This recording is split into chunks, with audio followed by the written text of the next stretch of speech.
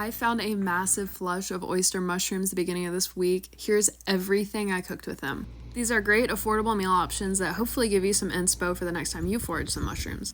The first thing I made was a mushroom soup, but I added some thyme and sour cream so it had a little bit of a stroganoff flavor. This was really good. I'll definitely be making this again. I got 3 meals from this recipe. Next, I had some leftover marinade for making pheasant back mushroom jerky, so I just boiled these oyster mushrooms and dropped it in the same marinade.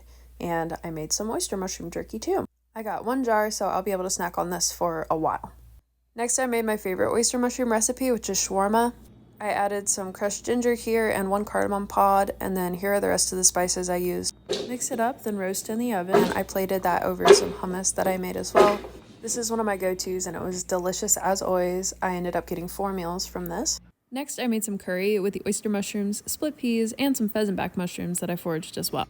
This was delicious. I portioned out most of it and froze it for quick meals to take to work. I ended up getting 6 meals from this. Next, I made an oyster mushroom piccata. I found some nice large pieces and put them on a baking sheet and put that in the oven for a few minutes to dry them out a little bit.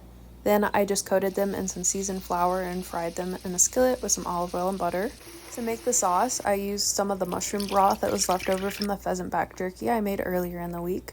I plated this over some pasta. It portioned out to 4 servings. My favorite pasta dish to make by far, and it is actually really easy for how good it is. And the last thing I made was some black bean and oyster mushroom patties. I added the sauteed oyster mushrooms and onions to the mashed beans with plenty of spices and breadcrumbs.